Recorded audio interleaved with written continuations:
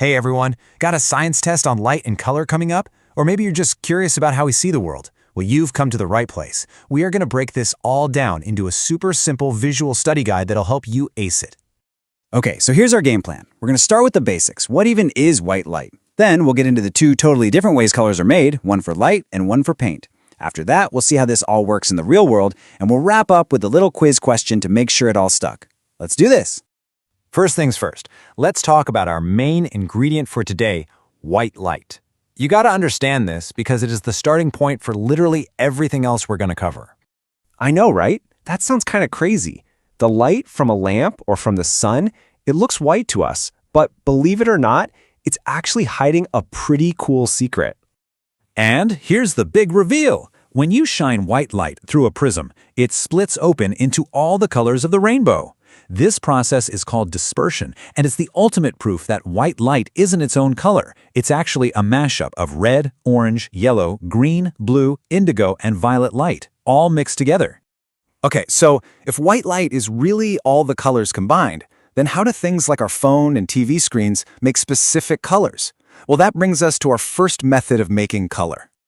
All right, this is a big one for your notes. When we're talking about things that create their own light, like a screen or a stage light, we are adding colors together.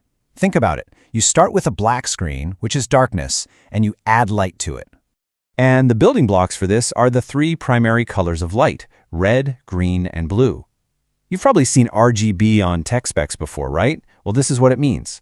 When we add red light and green light, our eyes see yellow. Add green and blue, you get cyan, and blue and red make that vibrant magenta. Those are our secondary colors. And here's the coolest part. If you take all three of those primary lights, red, green, and blue, and shine them on the exact same spot, guess what you get? You get pure white light. We've come full circle, right back to where we started with that prism. But wait a minute.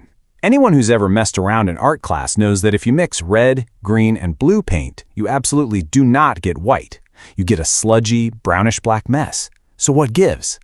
Well, that's because physical objects use a completely different system. This is the total opposite of what we just talked about. Instead of adding light, things like paint and pigments subtract light. So white light from the sun hits an object. The object's surface basically eats or absorbs some of those colors, and whatever colors it doesn't eat get reflected back to your eyes. The reflected color is the color we see. So for paint and ink, like in your printer, the primary colors are different: cyan, magenta, and yellow. When you mix them, you're just subtracting more and more colors from the white light hitting the paper. For instance, magenta paint absorbs green light, and yellow paint absorbs blue light. Mix them together, and they absorb both green and blue, leaving only red light to be reflected. It's all about what's being taken away. Okay, everybody, this slide is pure gold for your study notes. Seriously, pause here if you need to. It perfectly lays out the differences between adding light and subtracting with pigment. If you can get this chart down, you've basically mastered the biggest concept here. All right, now for the really fun part. Let's take these two big ideas, additive and subtractive, and see how they explain the way we see pretty much everything around us. This is where it all clicks. A colored filter is the perfect example of the subtractive method in action. You know, I kind of think of a filter like a bouncer at a club, but for light. It has a very strict guest list, and it only lets certain colors through the door. Check this out. So, white light, which we know is a mix of red, green, and blue, hits this magenta filter. The filter's job is to block or absorb all the green light. So what gets through to the other side? Just the red and blue light. And what do our eyes see when red and blue light mix? Magenta. See? Simple. And this right here, this is the main event. If you remember one thing for your test, make it this. An object's color isn't something inside the object. It is 100% determined by the light that bounces off of it and into our eyes. This apple is the perfect example. White light from the sun hits the apple. The skin of the apple has pigments that absorb the green and blue parts of that light. The only color left to bounce off is red. That red light travels into your eye, your brain processes it, and you think, hey, that's a red apple. So here's a mind bender for you. What happens if we change the light source? On the left, normal white light, the apple's red. But on the right, what if we shine only pure green light on it?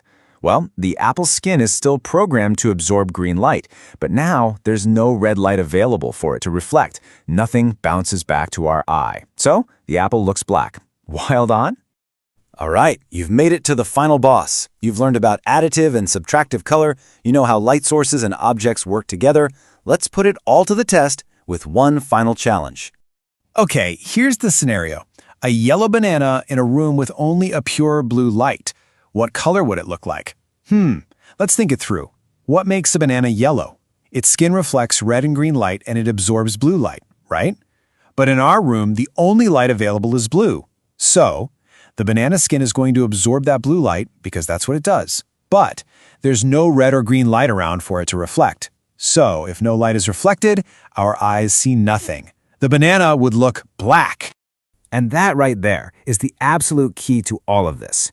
An object's color is not just about the object, it's a team effort. It's a relationship between the object's surface properties and the light that's shining on it.